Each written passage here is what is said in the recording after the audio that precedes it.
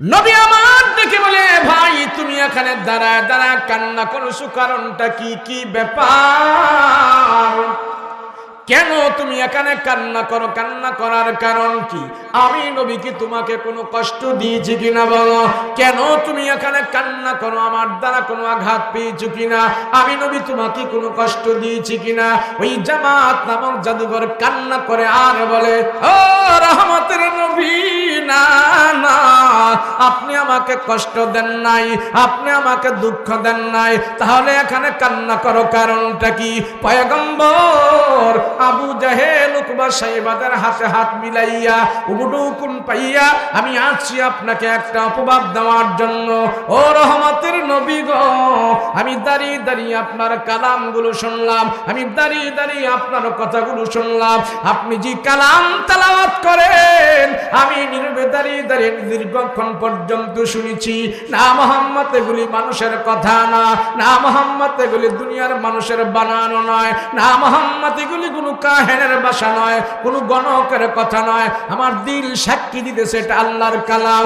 তোমার কালামের তেলাওয়াত আমার মনের ভিতরে ঢুইকা ধুইয়া মুইসা পরিষ্কার করিয়া জাদুর মন্ত্রগুলো সব আমার দিল থেকে দূর করে দিয়েছি। তোমার কোরআনের তেলাওয়াত আমার দিলের ভিতরে হেদায়েতের নূর হিসাবে ঢুকে গেছে। জাহেলের কাছে যেতে চাই না আমি, আর উকবা সাইবাদের কাছে যেতে চাই না। তোমার হাতে হাত রেখে আমি বললাম, তুমি আমাকে কালমা পড়িয়ে মুসলমান বানিয়ে দাও। রাসূল তার মুসলমান বানাই দিছে। আবু জাহেল উকবা সাইবাদের কাছে খবর গেছে, হায় রে, জাদুঘরে পাঠাইলাম, জাদুঘর পাঠাইছি মুহাম্মদ রে, জাদুঘরে পাঠাইলাম জাদু বলিয়া আখ্যায়িত করার জন্য। মুহাম্মদ যে কোরআন পড়ে এটা জাদুর মন্ত্র বলিয়া প্রচার করার জন্য। হায় হায় সর্বনাশ, মুহাম্মদের জাদুতে জাদুঘর নিজেই কাবু হইয়া গিয়াছে। আইয়ুহাল্লাযীনা আমানু দুখুলু ফিস-সিলমি কাফা ওয়া লা তাত্তাবিউ খুতুওয়াতিশ-শাইতান ইন্নাহু লাকুম আদুউম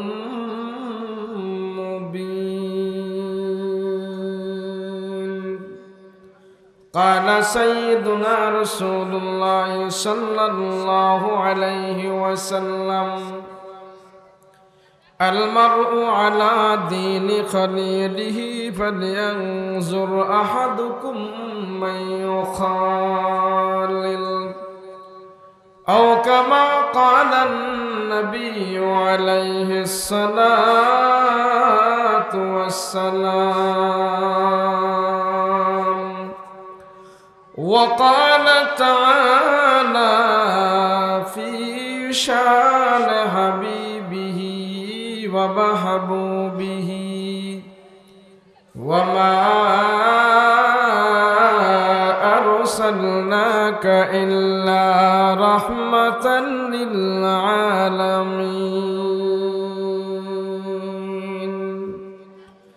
صلى الله على سيدنا ومولانا محمد وعلى آله وأصحابه أجمعين.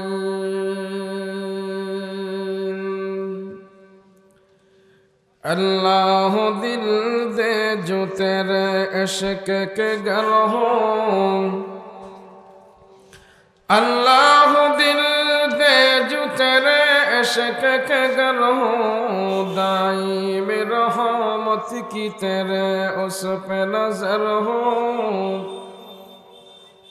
दाईम रहमत की तेरे उस पे नजर हो, दिल दे के तेरे इश्क में हाल हो उसका, महशर का अगर शुर हो तो बिना खबर हो,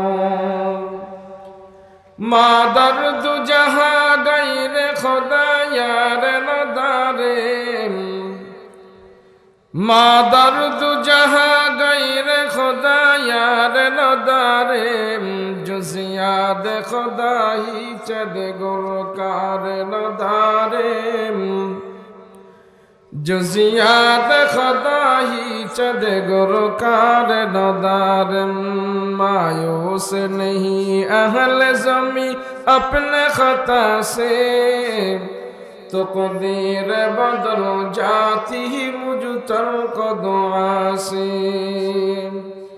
तक़दीर बदल जाती ही मुझ तर्क दुआ से। नहायत काबिल एहतराम श्रद्धाभाजन सभापति मुअज़्ज़ज़ मुकर्रम उलमाए किराम तुलबाए आज़म सम्मुखपान उपविष्ट दिनदार मुत्ताकी परहेजगार भाईरा पर्दार अंतराले अवस्थानरत आमार श्रद्धेय मा বোনেরা আল্লাহ পাকের দরবারে কালিমাত শুকর আদায় করছি বলি আলহামদুলিল্লাহ। আল্লাহ যারে ভালোবাসে পছন্দ করে মহব্বত করে তারে দিয়ে আল্লাহ পাক এই জমিনে আল্লাহর কাজগুলো আদায় করে। অল্প সময়ের জন্য হলেও আমাকে আপনাকে আল্লাহ ভালোবাসছেন, এজন্য এখানে বসার তৌফিক দিয়েছেন। আল্লাহ এই বসাটা যেন নাজাতের উসিলা বানায় দেয়, বলো না আমিন। আপনারা এতক্ষণ অনেক বক্তাদের ওয়াজ শুনছেন, প্রদর্শনী দেখছেন, বিভিন্ন উলামায়ে কেরাম বয়ান করেছেন। মাওলানা হেলাল উদ্দিন ফরিদি সাহেব, আল-আমিন সাইফি সাহেব, আরো অনেক উলামায়ে কেরাম যুগ উপযোগী অনেক কথা বলেছেন। আলহামদুলিল্লাহ ওয়াজ শুনেছেন, ওয়াজ হয়েছে, প্রদর্শনী হয়েছে। আমি আপনাদের নিয়ে দোয়া করব, আপনারা রাজি আছেন? তো যদি রাজি থাকেন আমি আপনাদের এখানে একটা আরজ করব, সেটা হলো 5 জন লোক নিয়ে আমি যে ওয়াজ করব 5000 নিয়ে আমি একই কথা বলবো। লোক কম হোক বেশি হোক আমার কোনো অসুবিধা নেই। আপনাদের অসুবিধা আছে? তাহলে আমি সর্বপ্রথম এই কথাটা আপনাদের থেকে জেনে নিলাম যে অসুবিধা নাই। আপনাদের অসুবিধা না থাকলে আমারও নাই। তবে আপনারা যারাই বসছেন একটু সুন্দর করে বসেন। আর আল্লাহর রাস্তায় এখানে যারা দাঁড়ায় আছেন, দাঁড়ায় না থাকলে ভালো হয়। আপনার যা মন চায় তাই করেন, কিন্তু এখানে দাঁড়ায় থাকেন না। এ ভাই স্যার একটু দাঁড়ায় না থেকে হয়তো বসেন। আপনার ওই যে হুজুরা যারা আছে না, দাঁড়ায় থাকেন না, দাঁড়ায় থাকেন না। ওয়াজ মাহফিল এটা কারো বানানো কোনো কিছু নয়। সর্বপ্রথম পৃথিবীতে ওয়াজ চালু করছে নবী আলাইহিস সালাতু ওয়াস সালামেরা। পৃথিবীতে সর্বপ্রথম ওয়াজ কারা করছে? কথা বলেন, কারা করছে ওয়াজ? সর্বপ্রথম পৃথিবীতে নবীরা করছে। তাহলে আমরা যে এখন ওয়াজ করতেছি, ওয়াজ শুনতেছি, এটা কাদের সুন্নাত? নবীদের কাজ। নবীরা ওয়াজ করছে, আমরাও করতেছি। নসিহত করছে নবীরা, আমরাও করতেছি। এই নসিহত যতদিন পর্যন্ত চলবে ততদিন পর্যন্ত নবীওয়ালা কাজ এই জমিনে জিন্দা থাকবে। নসিহতের দরজা বন্ধ হয়ে যাবে, একে অপরকে নসিহত করা বন্ধ হয়ে যাবে, দাওয়াতের কথা বন্ধ হয়ে যাবে, আল্লাহর বরত্বের কথা বন্ধ হয়ে যাবে। তো এই মানুষগুলোর ভিতরে জাহেলিয়াত ডুবতে থাকবে, বদ্দিন ডুববে। আর বদ্দিন জাহেলিয়াত দূর করার জন্য নসিহত করা লাগবে। কি করা লাগবে? নসিহত কি জানেন? নসিহত এমন একটা আমল, ওয়াজ এমন একটা আমল, যে আমলটা সব নবীর বেলায় ছিল। সমস্ত নবীর আমলে সব নবীর বেলায় 5 ওয়াক্ত নামাজ ছিল না। ছিল? ছিল না। সব নবীর বেলায় রমজানের 30 রোজা ছিল না। সব নবীর বেলায় হজ ফরজ ছিল না, যাকাত ফরজ ছিল না। সব নবীর বেলায় যে আমলটা ছিল সেটা হইল নসিহত করা। কি করা? নসিহত। বাবা তার সন্তানকে নসিহত করবে, আলেম তার সমাজের মানুষকে নসিহত করবে, সর্দার প্রধান যারা আছে তারা সমাজের মানুষকে নসিহত করবে, মেম্বার চেয়ারম্যান যারা আছে জনগণকে নসিহত করবে, দায়িত্বশীল যারা আছে তাদের অধীনস্থে যারা আছে নসিহত করবে। নসিহত এমন এক জিনিস, কোন মানুষ যদি না পাও, তোমার নিজের নিজে তুমি নসিহত করো, তুমি কামিয়াব হয়ে যাবে। তোমার সামনে যদি কেউ না থাকে, তুমি নিজেরই নসিহত করো, তোমার আত্মাকে নসিহত করো। আল্লাহ পাক তোমার নসিহত এমন ভাবে কাজে লাগাইবে, দুনিয়া আখিরাতে আল্লাহ তোমার দাম বাড়িয়ে দিবে। নিজের নসিহত করো, নিজের নিজে ওয়াজ করো। নিজের নিজে ওয়াজ করলে আর যখন ওয়াজের দ্বারা তার দিল পরিষ্কার হয়ে করে ফেলবে, তো দুনিয়া আখিরাতে আল্লাহ তার মর্তবা বাড়াইয়া দিবে। এমন এক মানুষ ছিলেন দুনিয়াতে, সে নিজের নিজে নসিহত করছে। সেই মানুষের দাম দুনিয়াতে ছিল না, কারো কাছে ছিল না, কিন্তু নিজের নিজে নসিহত করার কারণে আল্লাহর দরবারে সে অনেক দামি হয়ে গেছে। কেমন ছিল? দুনিয়ার সমাজে কোনো দামই তার ছিল না। সেজন্য আজ তো আমাদের নসিহতের দরজা বন্ধ হয়ে গেছে। সন্তান বাবার কথা শোনে না, ছাত্র শিক্ষকের কথা শোনে না, কর্মচারী মালিকের কথা শোনে না। কেন না? মালিক, কর্মচারী, গার্জিয়ান তারা তাদেরকে আল্লাহর আদেশ দেয় না, নসিহত করে না। সেই জন্য অধীনস্থ যারা আছে তাদের মুরব্বীদের কথাও তারা শোনে না। রাসূল পাক সাল্লাল্লাহু আলাইহি ওয়াসাল্লাম সর্বপ্রথম খানায়ে কাবায়ে মক্কায় মানুষদেরকে যে দুই আমলের মাধ্যমে ডাকতেন, তার মধ্যে একটা আমল ছিল দাওয়াত, আর একটা আমল ছিল কোরআন তেলাওয়াত। নবীজি সর্বপ্রথম ইসলামের দাওয়াত দিতেন দুই পদ্ধতির মাধ্যমে। কয় পদ্ধতি? যারা বলেন কয় পদ্ধতি? দুই পদ্ধতি। রাসূলের এই দুই পদ্ধতি যেই সমাজে থাকবে, যার ভিতরে থাকবে, যেই দেশে থাকবে, এই দুই পদ্ধতি যে গ্রহণ করবে আল্লাহ তার নাজাত দিয়ে দিবে। এক পদ্ধতি ছিলেন আমার রাসূল খানায়ে কাবার পাশে কোরআন তেলাওয়াত করতেন। রাসূলের কোরআন তেলাওয়াত শুনে শুনে কাফের মুশরিকরা আমার রাসূলের হাতে হাত রেখে তারা মুসলমান হয়ে যেতেন। আরেক পদ্ধতি ছিল রাসূল সশরীরে উপস্থিত হয়ে তারে কালেমার দাওয়াত দিতেন, আখিরাতের দাওয়াত দিতেন। আজকে এই দুইটা পদ্ধতি আমার আপনার থেকে বিলুপ্ত হয়ে গেছে। বলেন আমার কোরআন তেলাওয়াত আছে, আমার ঘরে আছে, আমার ছেলে মেয়ের আছে, কারো নেই। অথচ আমার রাসূলের 24 ঘন্টার ভিতরে সব সময় রাসূল কোরআন তেলাওয়াতের আমলটা ছিলই। বিশেষ করে আমার নবীজি রাতের বেলা ঘুমে যাওয়ার আগে কোরআন তেলাওয়াত করতেন। আর এখন আমরা ঘুমে যাওয়ার আগে কোরআন তেলাওয়াত তো নেই, আরো কত অসভ্য গান বাদ্য সব শুনে শুনে তারপরে আমরা ঘুমের ঘরে যাই। মুসলমানের যেদিন কোরআনের তেলাওয়াত প্রতি ঘরে ঘরে দিলে দিলে বাজবে, তো বদ্দিন দূর হয়ে যাবে। আল্লাহ পাক অল্প রিজিকের ভিতরে শান্তির ফায়সালা করে দিবে। কোরআন তেলাওয়াতের বরকতটা আমরা এটা এখনো পাই না। অথচ নবীজির কোরআন তেলাওয়াত কাফের মুশরিকরা দেখেছে। নবীজির কোরআন তেলাওয়াতের বরকত কাফের মুশরিকদের দিল পর্যন্ত কেড়ে নিয়েছে। নবীজি যেদিন ওহী প্রাপ্ত হয়, কোরআন নাজিল হয়, সেদিন থেকেই নবীজির কোরআন তেলাওয়াতের আমলটা ছিল। আল্লাহ রাসূল কোরআন তেলাওয়াত করে কাফের মুশরিক উকবা, শাইবা, আবু জাহেল, লাহাব যারা আছে সবাই আমার নবীজির কোরআন তেলাওয়াত শোনার জন্য তারা নীরবে দাঁড়িয়ে দাঁড়িয়ে রাসূলের কোরআন তেলাওয়াত শুনতো।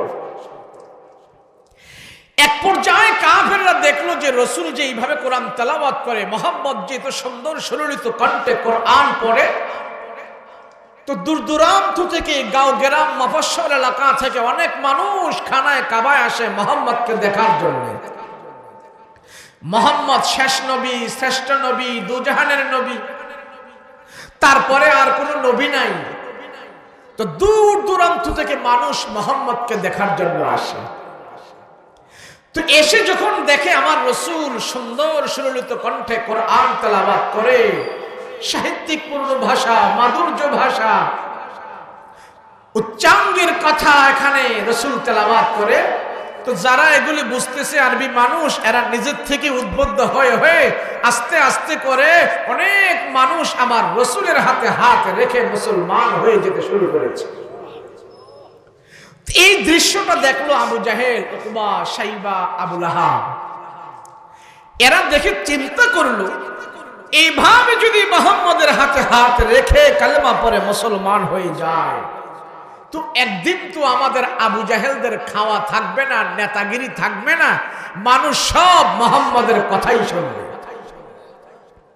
এখন আবু জাহেল দারুন নদওয়ায় তাৎক্ষণিকভাবে মিটিং ডাকলো। উতবা, শাইবা, লাহাব, উলিদ ইবনে মুগিরা, উতবা সবাইকে ডেকে বলল, এই শোনো, মুহাম্মদ যদি এইভাবে চলতে থাকে আর মুহাম্মদের দল যদি বাড়তে থাকে, এই মক্কায় আমাদের নেতাগিরি চলবে না, মুহাম্মদকে এক্ষুনি দমাইতে হবে।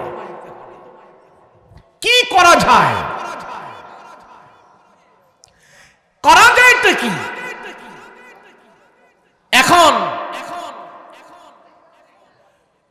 আবু জাহেল সবাইকে নিয়ে মিটিং করলো, এক একজনে এক এক সিদ্ধান্ত, যে মুহাম্মদের কোরআন তেলাওয়াত যেন মানুষ না শুনতে পারে, মুহাম্মদের কাছে যেন মানুষ না আসতে পারে, মুহাম্মদের কোরআন তেলাওয়াতের প্রতি যেন মনোমুগ্ধ হতে না পারে, সেই ব্যবস্থা করতে হবে।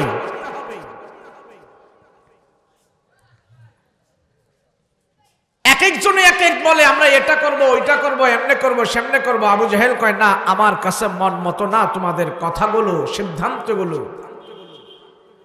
আবু জাহেল বলে, মুহাম্মদের কাছে যেন মানুষ না ভিড়তে পারে, না আসতে পারে, এমন কিছু কাজ আমরা করব। তার ভিতরে এক নাম্বার কাজ হলো, আমরা নেতারা দায়িত্ব নিয়ে যদি মক্কার অলিতে গলিতে, পয়েন্টে পয়েন্টে, মোড়ে মোড়ে আমরা দাঁড়িয়ে যদি আমরা এই কথা বলতে পারি, জনগণকে যদি আমরা বুঝাইতে পারি, এই মুহাম্মাদের কাছে যেও না, মুহাম্মদ পাগল, পাগলের কথা তোমরা শোনো না, যদি মুহাম্মদকে আমরা পাগল বলে জনগণের কাছে চালাই দিতে পারি, তাহলে মনে হয় পাগলের কথায় আর কেউ কান দিবে না।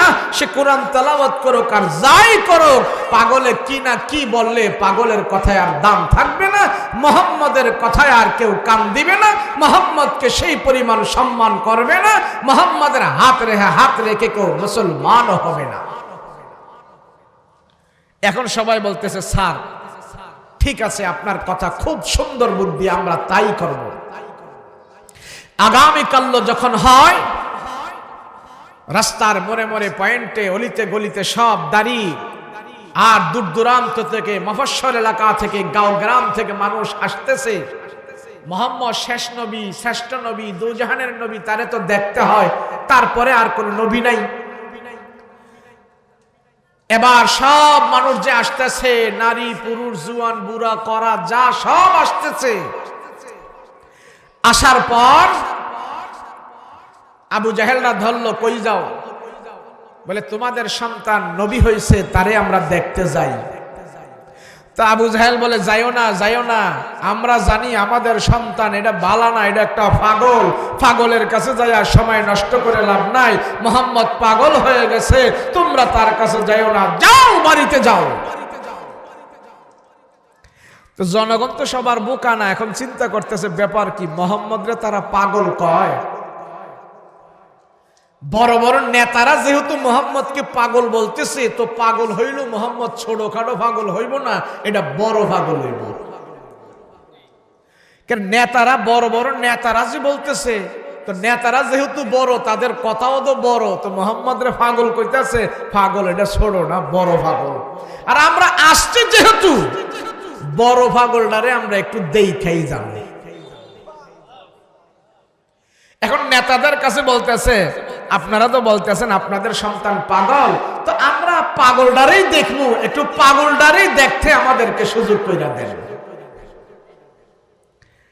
এবার যখন পাগল দেখতেই সবাই উদ্বুদ্ধ হয়েছে, নেতারা কইলাম কি আর হইল কি, এখন হিতে বিপরীত হয়ে গেছে। নেতারা এখন বলতেছে মোহাম্মদ পাগল, এটারে দেখতে যাইবা? হ্যাঁ, পাগলই দেখবো। এখন পাগল দেখতে যখন সবাই ছুটছে, খানায় কাবার ভিতরে যাচ্ছে, খানায় কাবার ভিতরে দলে দলে সব মানুষ যাচ্ছে আমার রসুলকে দেখার জন্য। কাফেররা কইল পাগল, পাগলই দেখতে যাচ্ছে। এবার সবাই যায়া আমার পয়গম্বরকে যায়া খুঁজতেছে, খুঁজতে খুঁজতে যায়া রসুল পাক সাল্লাল্লাহু আলাইহি ওয়াসাল্লামকে পাইলেন। আমার নবী খানায় কাবার সামনে কুরআন তেলাওয়াত করতেছে, আর আমার রসুলের চেহারার আলো খানায় কাবার দেয়ালের মধ্যে যায় লেগেছে। রসুলের চেহারার আলো দিয়ে পুরোটা দেয়াল আলোকিত হয়ে আসে। জনগণ চিন্তা করতেছে ব্যাপার কি, পাগলের চেহারা তো এমন সুন্দর হওয়ার কথা না। পাগলের চুলগুলো আলু জালু থাকবে, চেহারাটা ফ্যাকাশে থাকবে, জামা কাপড় ফারাসেটা থাকবে, কিন্তু পাগলের চেহারা এত সুন্দর না, এত সুন্দর মায়ার মানুষ কোনোদিন পাগল হতে পারে? এবার চিন্তা করতেছে জনগণ, দেখি পাগলে কি পড়ে, কি তেলাওয়াত করে, কেন পাগলের কথায় তো কোনো মিল নাই। মিল আছে কি? পাগলের কথা মিল আছে? পাগল তো এখান থেকে এক কলি কয়, ওখান থেকে এক কলি কয়, একবার গান গায়, আবার সে গজল গায়, এইভাবে তাল বেতালে চলে। সব জনগণ স্তব্ধ হয়ে দাঁড়িয়ে আছে আমার রসুলের কোরআন তেলাওয়াত শোনার জন্য। আবু জেহেলরা কইল পাগল, দেখি পাগলে কি তেলাওয়াত করে, আগাগোড়া ঠিক আছে কিনা, লাইন টু লাইন ঠিক আছে কিনা। সবাই দাঁড়িয়েছে আমার রসুলুল্লাহর কোরআন তেলাওয়াত শোনার জন্য। নবীজি কোরআন তেলাওয়াত করতেছে, বিসমিল্লাহির রাহমানির রাহিম,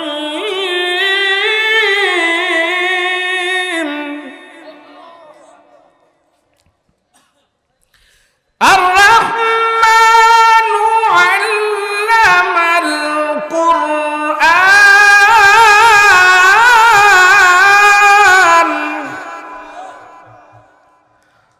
খালাকাল ইনসানা আল্লামাহুল বায়ান।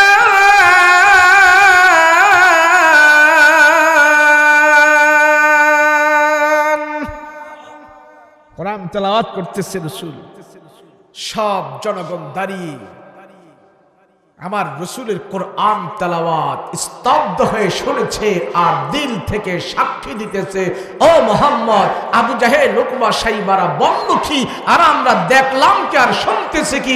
না না, এটা তো কোনো মানুষের কালাম নয়, এটা কোনো গণকের কথা নয়, কাহেনের কথা নয়। আমরা দিল থেকে সাক্ষী দিচ্ছি মোহাম্মদ, তুমি সত্য কালাম তেলাওয়াত করতেছো, আমরা সত্য রসুল পেয়ে গিয়েছি।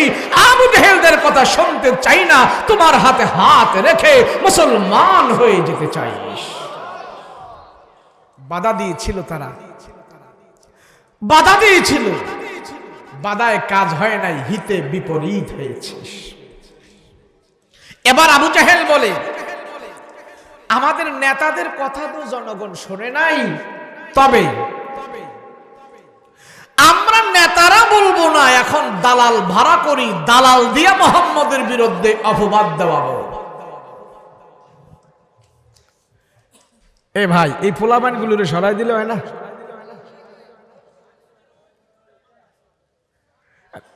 এই বাচ্চারা, এই এদিকে যাও, এত লোক দরকার নাই, 5 জন হলে আমি ওয়াজ করতে পারি, যাও।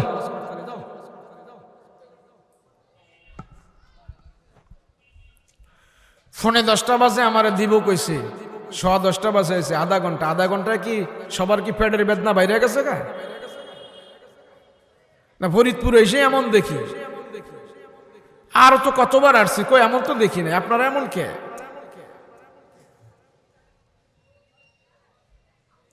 আমি বহুত বাংলাদেশের এমন কোন জেলা নাই যাই নাই, সব তালের মানুষই চিনি আমরা।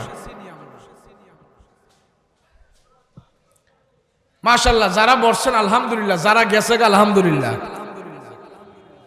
ওয়াজ করে জোর করে দেওয়া যায় না, জোর করে খাওয়ানো যায় না, কথা কোন ঠিক না? যারে আল্লাহ যতটুকু পছন্দ করে অতটুকুই হয়। ওয়াজ এটা জোরাজুরির বিষয় নয়। লোক ভর্তি থাকলে ওয়াজ হইব, আর না হইলে হইব না। এটা বিভিন্ন বক্তাদের থাকতে পারে, আমার অসুবিধা নাই, আমি খালি করে ওয়াজ করতে পারি। অসুবিধা কি? নিজের ওয়াজ নিজে করবো, সমস্যা কি? এখন আমি আয়াতরা লইছি আরেক, নিজের ওয়াজ নিজে কইরা আল্লাহর দরবার যে কত বড় বান্দা হয়েছে, মকবুল বান্দা হয়েছে, ওই ওয়াজটা আমি করতে চাইছিলাম, কিন্তু পরিবেশের কারণে আমার ওইটার আয়াতরা নেই নাই। যে আয়াত নিছে আমি তার উপরই কথা কব। রাসূল পাক সাল্লাল্লাহু আলাইহি ওয়াসাল্লাম কোরআন তেলাওয়াত শুনে মুসলমান হলো, কাফের মুশরিকদের মাথা ব্যথা আরো বাইরে গেল। মুহাম্মদের কাছ থেকে দূরে সরাইতে হবে। আজও এই সমাজে কিছু আবু জাহেল মার্কা আছে, আলেম ওলামাদের থেকে, কোরআন থেকে মানুষদেরকে দূরে সরাইতে হবে, এমন চিন্তা চেতনা। কিন্তু আলেম ওলামাদের থেকে কেমনে সরাইবে? এই ফরিদপুরের ভিতরে আল্লাহ যে আলেম তৈরি করে দিছে, সারা বাংলাদেশ ফরিদপুরের আলেমরাই চালাইতে পারবে। যত বাধা তত বাড়ে, যত অ্যাকশন তত রিঅ্যাকশন, কথা কোন ঠিক না? আবু জাহেলরা বাধা দিছে, জোয়ারের পানিতে বাদ দিলে স্পিরিট বাড়ে না কমে? বাড়ে। আবু জাহেলরা বাধা দিছে নবীরে, আরো বাড়ছে। আবু জাহেলরা শেষ হয়ে গেছে, আমার রসুলের গুণগান এখন পর্যন্ত আমরা বলতে পারি, কথা বলেন ঠিক কিনা? এবার আবু জাহেল বলি আমরা নেতারা মানুষের কাছে ভালো না, আমাদের কথা বিশ্বাস করে না, দালাল ভাড়া করি, দালাল দিয়ে মুহাম্মদের বিরুদ্ধে অপবাদ দেওয়াবো। কি দালাল? আবু জাহেল কয় মক্কাতে একটা জাদুঘর আছে, সবচেয়ে বড় জাদুঘর, দামাত নামক জাদুঘর, বাংলায় বলে জামাত নামক জাদুঘর, ওই তারে ভাড়া কর। সে জাদুর অনেক মন্ত্র জানে। মুহাম্মদ যে কোরআন তেলাওয়াত করে, মুহাম্মদ যে আল্লাহর কালাম পড়ে, সে যদি মানুষদেরকে বলে আমি জাদুঘর, জাদুবিদ্যায় পারদর্শী, এই তোমরা আমার কথা শোনো, মুহাম্মদ যে তেলাওয়াত করে এগুলি জাদুর মন্ত্র, আমি বলতেছি। যখন জাদুঘর এই কথা বলবে, মুহাম্মদের কালাম শুনে শুনে আর কেউ বিশ্বাস করবে না, জাদুর মন্ত্র বলিয়া চালাই দিবে, মুহাম্মদকে আর কেউ অ্যাকসেপ্ট করবে না, গ্রহণ করে নিবে না। মুহাম্মদের কোরআন তেলাওয়াতের আর কোনো দামই থাকবে। এই ভাড়া কর, জাদুঘরে ডাক দে। ওই দামাত নামক জাদুঘরে আনছে। আবু জাহেল কয় শোন, আমগো নেতাগো কথা মানুষে বিশ্বাস করে না, খায় না, তরে দিয়া বলামো, তরে সবাই মান্যগণ্য করে, তুই যা চাস তাই পাবি, যা চাস তাই দিব, আমরা যেটা শিখাই দিব তুই সেটা বলবি, পারবি? বলে স্যার আপনি যদি বলেন সেটা কি আমি অমান্য করে পারি? আবু জাহেল এমন একটা নেতা ছিল, আল্লাহ কোন দিক দিয়ে তারে কম দিছিল না, হাক ডাক দেখায় শোনায় সব দিক দিয়ে আবু জাহেল ছিলেন একজন মস্ত বড় নেতা। শিক্ষা দীক্ষায় বংশ মর্যাদা এমন ভাবে ছিল, আবু জাহেল কোন যদি সিদ্ধান্ত দিত, মক্কার কোন কাফের এটাকে দ্বিমত করতে পারত না। তা আবু জাহেল জামাতরে ডাইকা কয় তোরে হাদিয়া তোফা উপটকম যা আছে অনেক কিছু দিব, এই লোক গাট্টিটার ভিতরে অনেক দিনার দেড়হাম আছে, এটা নিয়ে তুই খানায় কাবায় ঢুকবি আর মোহাম্মদকে জনগণের সামনে পরিচয় করাবি যে মোহাম্মদ যে কোরআন তেলাওয়াত করে এগুলি সব জাদুর মন্ত্র। বলতে পারবি? বলে ইয়েস স্যার, বলতে পারবো, কোনো অসুবিধা নাই। কয় যা।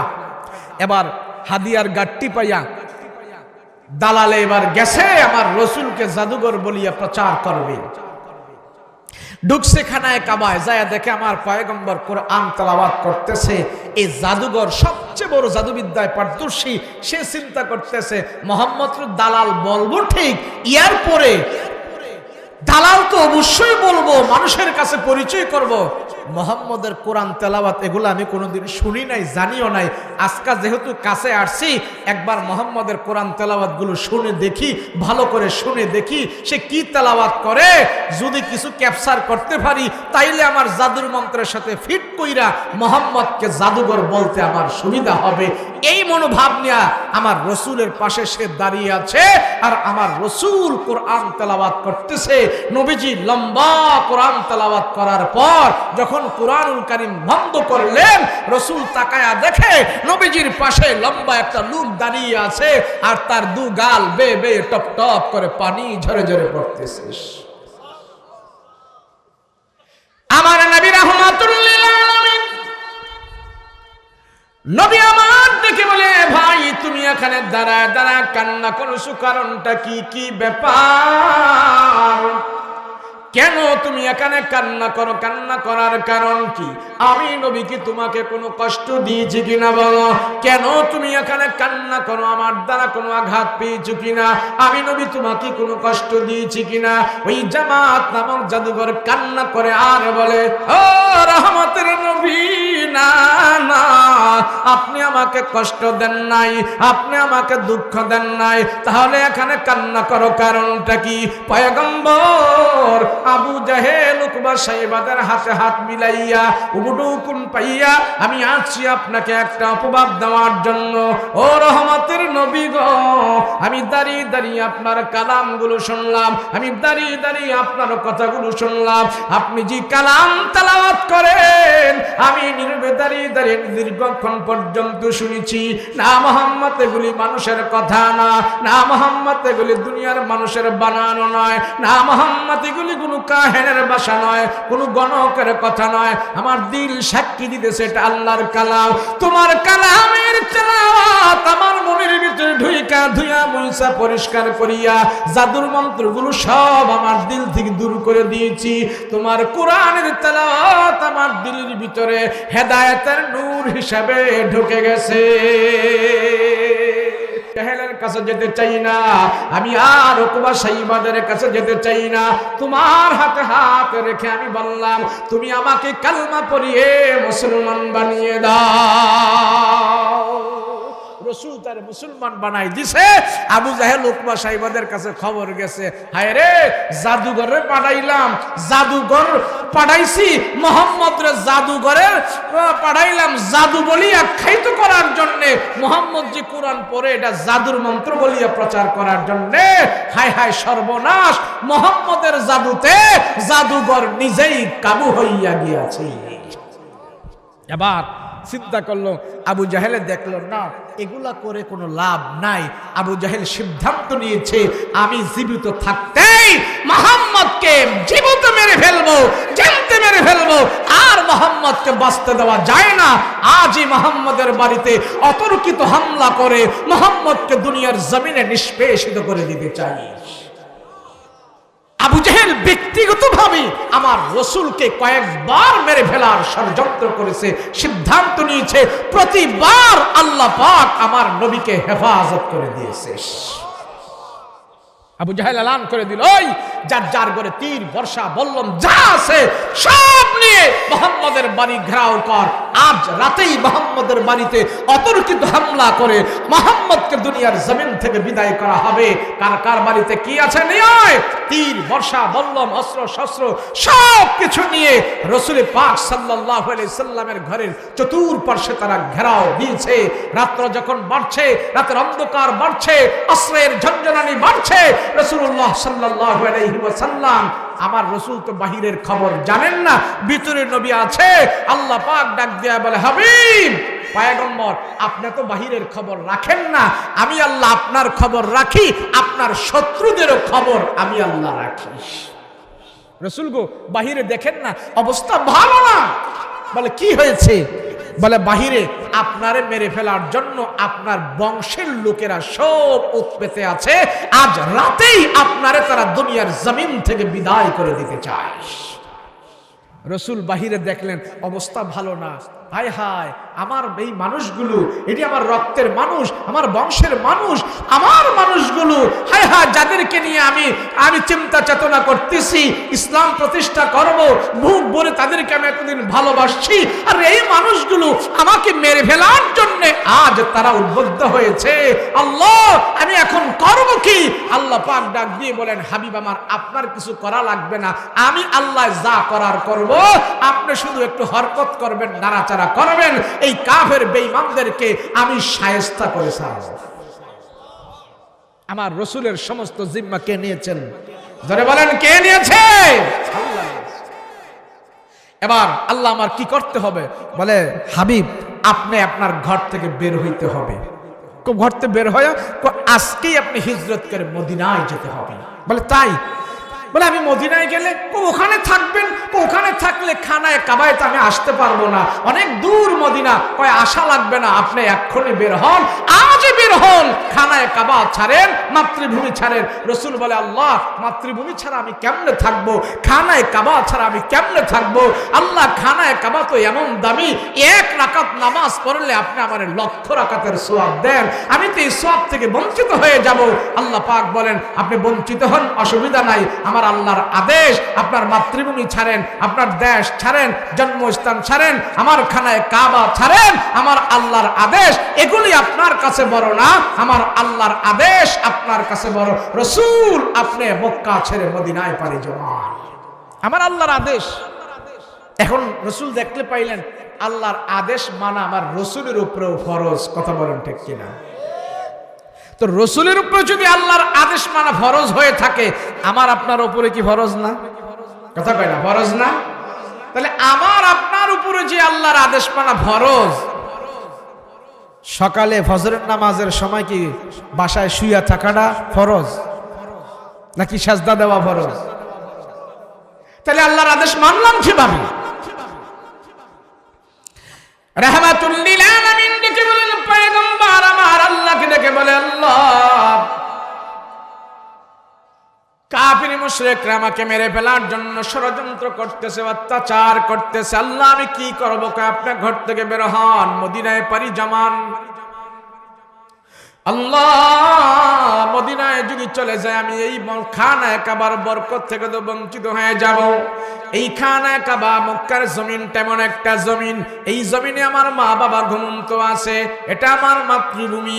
রাসূল বলেন, হুব্বুল ওয়াতানি মিনাল ঈমান, দেশকে ভালোবাসা, দেশের মানুষকে ভালোবাসা ঈমানের অঙ্গ। রাহমাতুল লিল আলামিন ডাক দিয়া কয়, আল্লাহ, খানা কাবা ছাড়া আমি কেমনে থাকবো?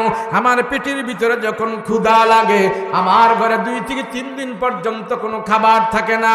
ও আল্লাহ, এই অবস্থা যদি হয়ে যায় আমি তখন কি করব? আমি যখন নাকি পেটের মধ্যে ক্ষুধা লাগে, আমার বাচ্চা কাচ্চারা খাবার পায় না, আমার ঘরের চুলায় যখন খাবার থাকে না, আমি কুরআনুল কারীম সামনে নিয়ে খানায় কাবার সামনে বসে যাই। কোরআন তেলাওয়াতের বরকতি আর খানায় কাবার বরকতে আল্লাহ আপনি আমার পেটের ক্ষুধা পর্যন্ত দূর করে দেন। আমার যদি এমন অবস্থা হয় মদিনাতে তো আমি খানায় কাবা পাবো না, আমার পেটের ক্ষুধা কেমনে দূর হবে?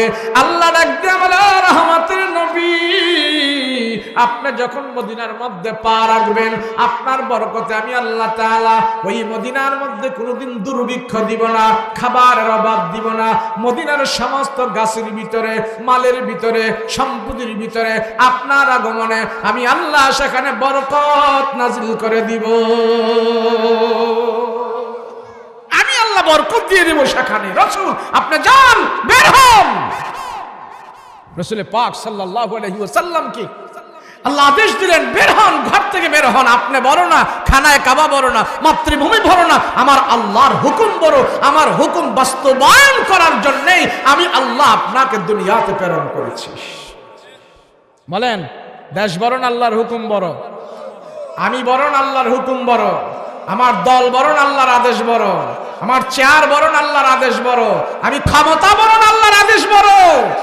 আল্লাহর আদেশ বড়। এবার আমার রাসূল দেখতে পাইলেন না, চলেই যেতে হবে। হযরত আলী রাদিয়াল্লাহু আনহুকে ডেকে বললেন, আলী, ও ভাই আলী, আসো। হযরত আলী রাদিয়াল্লাহু আনহুকে বললেন, আলী, এই মক্কার অনেক মানুষ আমার কাছে বিশ্বস্ততার সহিত আমানতের ব্যাংক আমাকে বানিয়েছে। তারা আমার কাছে দিনার দিরহাম টাকা পয়সা অনেক কিছু জমা রাখছে। এখন যদি এগুলি নিয়ে যদি আমি মদিনায় চলে যাই তাহলে কাফেরদের এতদিনের বিশ্বস্ততাটা শেষ হয়ে যাবে।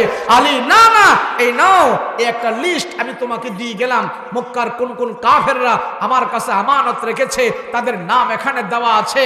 আলী এই নাম পরে পরে আগামী 3 দিনের ভিতরে এই মানুষদের এই আমানতের মাল দৌলত তাদের কাছে তুমি বুঝাইয়া দিবা। মাল দৌলত গুলো আলীর হাতে দিয়ে আর লিস্টটা দিয়ে রাসূল বলছেন, আলী তুই ভয় পাইস না, আমার বিছানায় ঘুমায়া থাকিস, আগামী 3 দিন পরে কুবা এলাকায় তোর সাথে আমার দেখা হয়ে যাবে।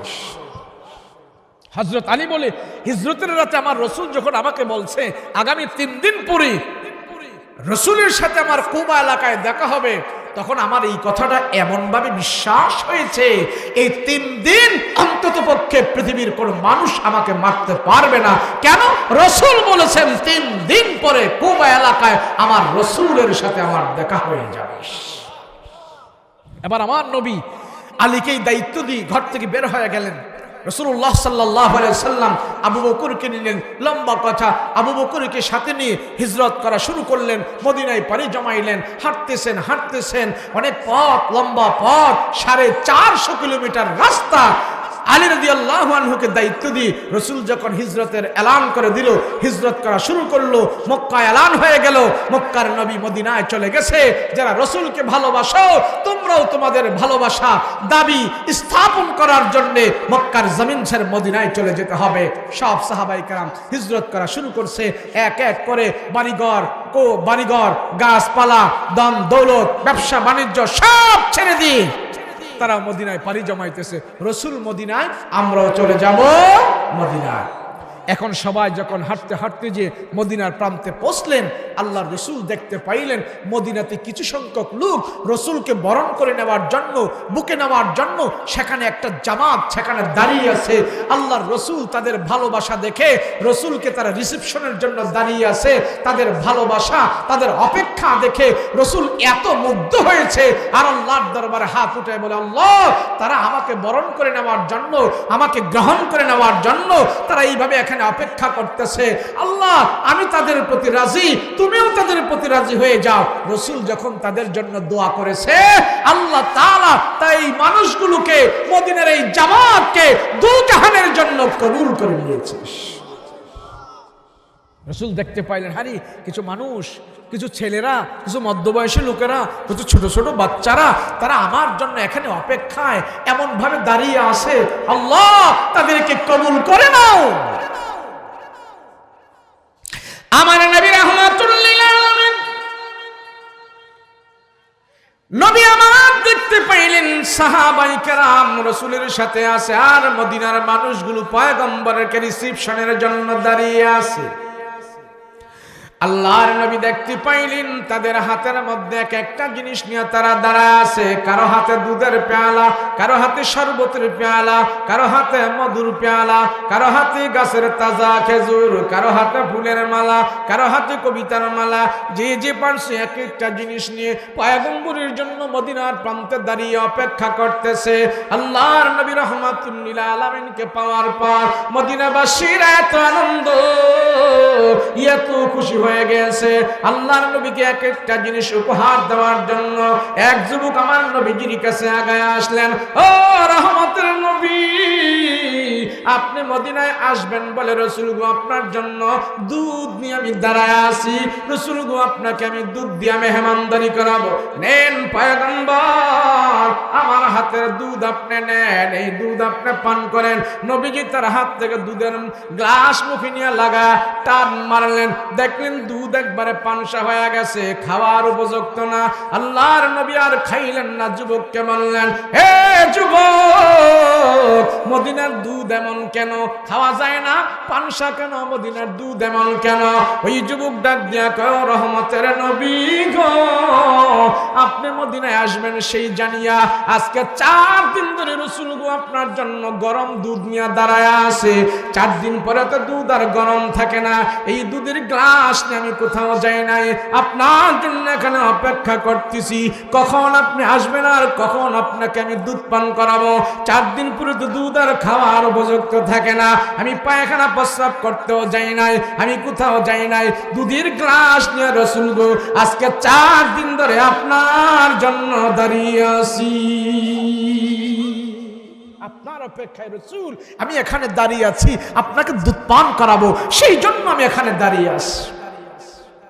রহমাতুল লিল আলামিন দেখতে পাইলেন যুবক আমার পয়গম্বরকে এত দিল বলে মহব্বত করে ভালোবাসে, 4 দিন ধরে সে কোথাও যায় না, নবীর ভালোবাসা নিয়ে সে এখানে আমার জন্য দাঁড়ায় আছে। নবীজি তার ভালোবাসা দেখে আল্লাহর দরবারে হাত উঠে দোয়া করলেন, আল্লাহ মদিনার মানুষগুলো আমাকে প্রাণ ভরে ভালোবাসতেছে, আমিও তাদেরকে ভালোবাসি, আল্লাহ তাদেরকে কবুল করে নাও। নবীজির দোয়ার বরকতে মদিনাবাসীদের কেমন কবুল করলেন, এমন ভাবে আল্লাহ তাদেরকে ধনে ধনাঢ্য করলেন। যাদের বাগানের মধ্যে 6 মাস খেজুর আসতো আর 6 মাস খালি থাকতো, নবীজি প্রথমে পা রেখে যখন মদিনাবাসীদের জন্য দোয়া করলেন, রাহমাতুল লিল আলামিনের দোয়ার বরকতে আল্লাহ তাআলা এমন ভাবে তাদেরকে কবুল করেছে, 6 মাস আর এখন খেজুর আসে না, ওই গাছগুলাতে 12 মাস আল্লাহ ফলের ব্যবস্থা করে দিয়েছে। 6 মাস নয়, এখন 12 মাস তাদের কাছে ফল ধরে। এবার আমার নবী কি পিতারা কারাকারি লাগলো, কারাহুরা লাগলো, পয়গম্বর আসেন আপনি আমাদের বাড়ির মেহমান হবেন, রাসূল গো আপনাকে আমাদের বাড়ির মেহমান বানাবো। এক যুবক এসে ডাক দিয়া বলে, ও রহমতের নবী, মক্কা ছেড়ে আপনি যখন মদিনায় আসবেন এই খবরটা যখন আমরা শুনতে পেরেছি, আমার বাবা আমাকে আজ থেকে 4 দিন আগে এখানে পাঠিয়েছে, আমার বাবা একটা বকরির গোশত পাক করে ভুনা করে আপনার জন্য বসে আছে, আর আমাকে আমার বাবা দায়িত্ব দিয়েছে মদিনাতে আপনি প্রথম পা রাখার পর আপনি আমাদের ঘরে মেহমান হবেন। পয়গম্বর আমার বাবা আপনার জন্য মেহমানদারির খাবার দাবার নিয়ে বসে আছে, আজকে 4 দিন হয়ে গেল আমার বাবা খাবারের মধ্যে হাত লাগায় না, রাসূল গো আজকে মদিনার পহেলা মেহমান আমার ঘরে হবেন, আমার বাবা বলেছে আমার সাথে আপনি চলেন। আল্লাহর নবী এইভাবে দেখতে পাইলেন সবাই রাসূলকে মেহমান বানাইতে চায়, আর এক যুবক এসে বলে, ইয়া রাসূলুল্লাহ, ও রহমতের নবী, আমার মা ঘরের ভিতরে সুন্দর একটা চাদর বিছায়া রাখছে, আমার মা বলেছে ওই চাদরের মধ্যে আপনাকে নিয়ে মেহমান বানানোর জন্য, রাসূল গো আমাদের বাড়ির মেহমান আপনি হবেন। আর এক লোক আইসা বলে, ইয়া রাসূলুল্লাহ, ওই তো সামনে আমাদের বাড়ি, আজকে আমার বাড়ির মেহমান হবেন। আর এক যুবক এসে বলে, ইয়া রাসূলুল্লাহ, ওই তো পিছনে আমাদের বাড়ি, রাসূল গো আমাদের বাড়ির মেহমান হবেন, আপনি আমাদের বাড়িতে আসেন। ডাইনে আরেকজন বলে, বামে আরেকজন বলে, আজকে নবীর পাইয়া মদিনাবাসীরা সবাই আমার নবীকে মেহমান বানাইতে চায়, সবাই মেহমান বানাইতে চায়। আল্লাহর নবী আল্লাহর দরবারে হাত উঠায় বলে, ও মালিক, এই মদিনার মানুষগুলো আমাকে তারা সবার ঘরে নিতে চায়, সবাই মেহমান বানাইতে চায়। আল্লাহ, আমি মানুষ একজন কার বাড়িতে মেহমান হব, তার বাড়িতে গেলে আর একজন বেজার হবে, একজনের ঘরে গেলে আর একজন বেজার হবে। আল্লাহ, সবার মন আমি আজকে কেমনে রক্ষা করব? তাৎক্ষণিকভাবে আল্লাহ জানাই দিলেন, ও রহমতের নবী গো, ইচ্ছা করে কারো বাড়ির মেহমান আপনি হইবেন না। যেই ঘোড়াটা দিয়া, যেই উটটা দিয়ে আপনি মক্কা থেকে মদিনায় আসছেন, এই উটের উপরে আপনি বসা থাকবেন, উটটা চলতে চলতে যায় যার বাড়িতে বসবে, আপনি রাসূল তার বাড়ির মেহমান হয়ে যাবে। সবাই মেহমান বানাইতে চায়। রাসূল তাদের ভালোবাসা দেখে আশ্চর্য হয়ে গেল, আল্লাহ, আমার রক্তের মানুষগুলো, আমার বংশের মানুষগুলো, তারা আমাকে বিদায় করে দিয়েছে ঘাট থেকে, আর মদিনার মানুষগুলো মেহমান বানানোর জন্য তারা পাগল হয়ে গেছে। এবার নবীজি আনসার মুহাজির সব সাহাবীদেরকে ডাকলেন, আয় আয় আয়। সব আনসার মুহাজির সাহাবী যখন একসাথে হইলেন, রাহমাতুল লিল আলামিন সবাইকে বলল, আজকে আমি কারো বাড়ির মেহমান ইচ্ছা করে হব না। আমি যে উটির উপরে বসবো আর ওট চলতে চলতে যার বাড়িতে যাবে তার বাড়ির মেহমান হয়ে যাব। নবীজি উটির উপরে উঠলেন, সাহাবারা সব সামনে পিছনে দাঁড়ানো আছে। হযরত আবু বকর নবীজির ডান পাশে, হযরত ওমর নবীজির বাম পাশে, আরো যারা আছে সবাই সামনে পিছনে। রাহমাতুল লিল আলামিন বলেন, ও সাহাবীরা শুনো শুনো, সবাই তারা বুক ভরা ভালোবাসা নিয়ে আমারে মেহমান বানাইতে চায়। ঘোড়াটা চলতে চলতে, উটটা চলতে চলতে যার বাড়িতে যাব আমি নবী তার বাড়ির মেহমান হব।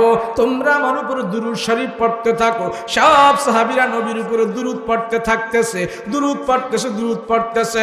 উটটা সমতল ভূমি দিয়া চলতেছে, চলতে চলতে যে পাহাড়ের উপরে উঠলো, পাহাড়ের উপরে উইটা একটা দোতলা বাড়ির সামনে যায় উটটা হাঁটু করে বসে গেল।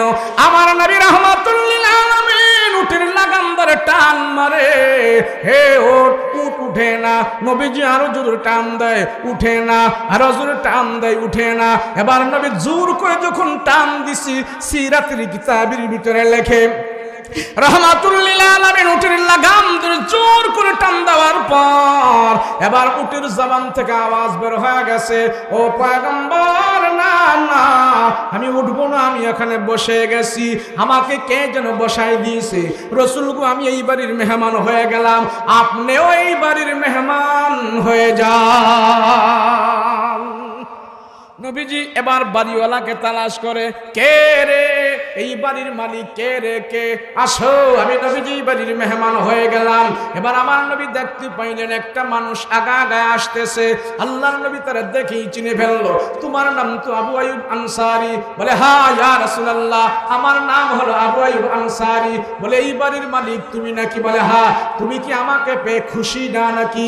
আবু আইয়ুব আনসারী বলে, রহমতের নবী, পয়গম্বর, আরে বলেন কি, বলেন কি আপনি?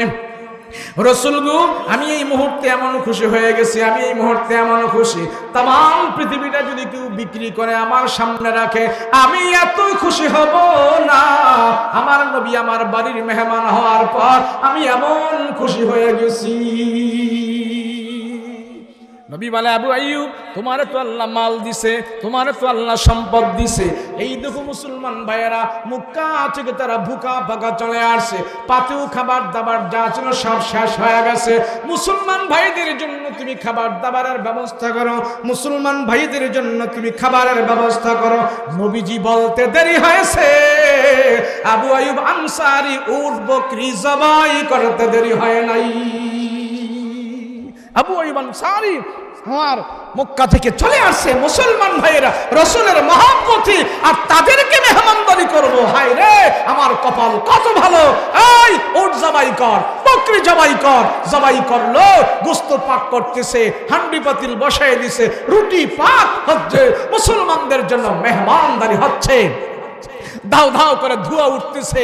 আবু আইয়ুব আনসারীর বাড়ি থেকে কয়েক কিলোমিটার দূরে তখনকার জামানার ইহুদিদের সবচেয়ে বড় একজন আলেম ছিলেন, ইহুদিদের ধর্মযাজক, তার নাম ছিল আব্দুল্লাহ ইবনে সালাম। আব্দুল্লাহ ইবনে সালাম খেজুর গাছের উপর থেকে সে দেখতেছে, খেজুর গাছের উপরে উল্টা খেজুর গাছ পরিষ্কার করতেছে, ওই গাছের উপর থেকে দেখতেছে তার বন্ধুর বাড়ি আবু আইয়ুব আনসারীর বাড়িতে ধোঁয়া উঠতেছে। সে খুব কষ্ট পাইল, হায় রে, আমার বন্ধুর বাড়িতে মনে হয় আগুন লেগে সব ছারখার হয়ে পুড়ে যাচ্ছে।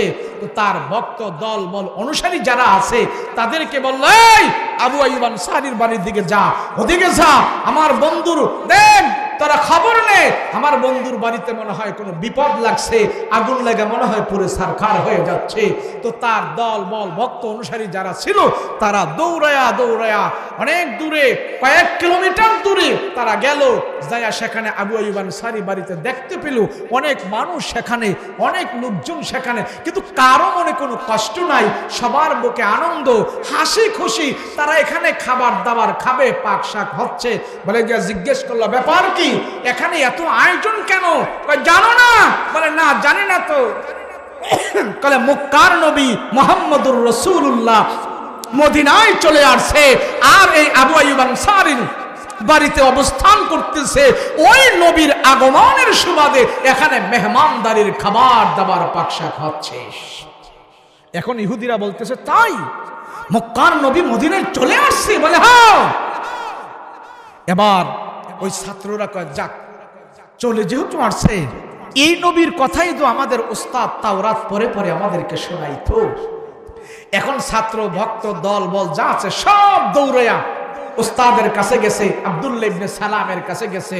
ও উস্তাদ জি, আরে তাওরাত পরে পরে যেই নবীর নাম আমাদেরকে শোনাইতেন, তাওরাত পরে পরে যেই নবীর কথা আপনি বলতেন, সেই নবী তো মক্কা থেকে মদিনায় চলে আসছে। ওই নবী আপনার বন্ধুর বাড়িতে অবস্থান করতেছে, তার সুবাদে সেখানে মেহমানদারির পাকশাক হইতেছে। এই কথা যখন বলল, ইহুদি বড় আলেম, সে খেজুর গাছের উপরে উঠে খেজুর গাছ পরিষ্কার করতেছে। আব্দুল্লাহ ইবনে সালাম খেজুর গাছ থেকে এক লাফ দিয়া নেমে দৌড়ায়া আবু আইয়ুব আনসারীর বাড়িতে আসছে। আয়েশা বলে, বন্ধু তোমার বাড়িতে নাকি মোহাম্মদ চলে আসছে? মক্কার নবী মোহাম্মদ নাকি তোমার বাড়িতে চলে আসছে? বলে হ্যাঁ বন্ধু, মোহাম্মদ আমার বাড়িতে আছে, অবস্থান করছে। বলে দাও না আমার সাথে একটু দেখা করাও, আমাকে নিয়ে যাও, আমি মোহাম্মদের সাথে একটু কথা বলতে চাই, মোহাম্মদকে দেখতে চাই। আবু আইয়ুব আনসারী বলে, সাবধান, তুই ইহুদি, তুই নাপাক, তুই আমার রসুলের সাথে দেখা করতে পারবি না। তবে দাঁড়া, যদি আমার রসুল অনুমতি দেয় তাইলে তুই সেখানে যেতে পারবি, না হয় পারবি না। আবু আইয়ুব আনসারী জি আমার পয়গম্বরকে বললেন, ইয়া রাসূলুল্লাহ, ও রহমতের নবী, এই মদিনার ইহুদিদের সবচেয়ে বড় এক আলেম, সে আসছে রসুল গো আপনার সাথে দেখা করতে, আপনি কি দেখা করতে দিবেন? রসুল বলে, আরে আমি মক্কা থেকে তার নাম আমি শুনেছি, সে ইহুদিদের বড় আলেম, যদি ইহুদিদের আলেম, তার একটা সম্মান আছে, বলো আমি রসুল তার সাথে সাক্ষাৎ করব, নিয়ে আসো। অন্য ধর্মের আলেমকে আমার রসুল এত সম্মান করেছে। এবার আবু আইয়ুব আনসারী এসে ওই ইহুদি বড় আলেমকে নিয়ে গেল আর বলল, সাবধান বন্ধু, তুমি যত বড় আলেম হও আমার রসুলের সাথে কিন্তু বেয়াদবি করবে না, বেয়াদবি করলে কিন্তু আমার হাত থেকে তুমি রক্ষা পাবে। এবার নিয়ে গেল আব্দুল্লাহ ইবনে সালাম, তাওরাত কিতাবের হাফেজ, বিশাল বড় আলেম, সে যে আমার রসুলের সামনে যায় দাঁড়াইলেন। আমার রসুল পাক সাল্লাল্লাহু আলাইহি ওয়াসাল্লামের পা থেকে মাথা পর্যন্ত, মাথা থেকে পা পর্যন্ত এইভাবে সে দেখতেছে। এক পর্যায়ে যে এই আব্দুল্লাহ ইবনে সালাম ইহুদি বড় আলেম, সে আমার রসুলের চেহারার দিকে এভাবে টাসকি মেরে তাকায় রইছে, ডাইনে বামে সামনে পিছনে কোথাও তাকায় না, শুধু রসুলের চেহারার দিকে সে তাকায় রইছে। রসুল জিজ্ঞেস করলেন, আব্দুল্লাহ ইবনে সালাম, তুমি এত বড় আলেম, কোনো কথা বলছো না, তুমি এদিক সেদিক তাকাও না, শুধু আমার চেহারার দিকে তাকিয়ে আছো কেন? কি হয়েছে তোমার, বলো। একটা কিছু বলবে তো, এইভাবে তাকায় থাকার কারণটা কি? রাসূলুল্লাহ সাল্লাল্লাহু আলাইহি ওয়াসাল্লাম এই কথা বলার পর বলে, ইয়া রাসূলুল্লাহ, নবীজি, আমি আব্দুল্লাহ ইবনে সালাম, তাওরাত কিতাব আমার দিলের ভিতরে আছে রসুল গো, আমি যেন এত কাছ থেকে আপনাকে দেখতে পারবো আমি কখনো কোনো দিন কল্পনা করি নাই। তো রসুল বলে, তুমি কি দেখতেছো আমার চেহারায়, বলো না। এবার রসুল যখন বলছে কি দেখতেছো, তখন সে বলতেছে, ইয়া রাসূলুল্লাহ, তাওরাত কিতাবের ভিতরে আমি বর্ণনা পেয়েছি আখিরি জামানার নবী যে হবে, তার চুলগুলো কেমন হবে, তার দাঁতগুলো কেমন হবে, নাকটা কেমন হবে, কানগুলো কেমন হবে, দাড়িগুলো কেমন হবে, তার বডি কেমন হবে, তার হাইট কেমন হবে, সব কিছু তাওরাত কিতাবের ভিতরে বর্ণনা দেওয়া আছে। রসুলগো ওগুলো পরে পরে আমি দিলের ভিতরে মুখস্থ করেছি, আমার কিতাবের সাথে আর আপনার চেহারার সাথে আমি মিলিয়ে দেখেছি, যুক্তির কষ্টি পাথর দিয়ে যাচাই করে করে আমি দেখেছি, তাওরাতের ভিতরে আমি আখির জামানার নবীর বর্ণনা যা পড়েছি আপনার চেহারার ভিতরে বাস্তবে আমি তাই পেয়ে গিয়েছি। আমি সাক্ষ্য দিচ্ছি আপনি সত্য রসূল। এবার রসূল বলেন, তুমি যদি সাক্ষ্য দিয়ে থাকো আমি সত্য রসূল, তাহলে কালমা পরে মুসলমান হয়ে যাও না, মুসলমান হও। এবার আব্দুল্লাহ ইবনে সালাম বলে, আমি তো ইহুদিদের আলেম, আমার অনেক ভক্ত আছে, আমাকে অনেকে মান্য করে, আমার অনেক ছাত্র আছে, শুধু আমি একা আলেম হব না, আমি তাদেরকে যেয়া খবর দিই, আমার দল বল সহ আপনার কাছে হাজির করব, রসুল গো আমাদের সবাইকে আপনি মুসলমান বানিয়ে দিন। রসুল বলেন তাইলে তো ভালোই হলো, ইসলামের কাজটা একটু সুন্দর মতন করা যাবে মদিনায়, তোমার দলবল যদি আমার সাথে থাকে।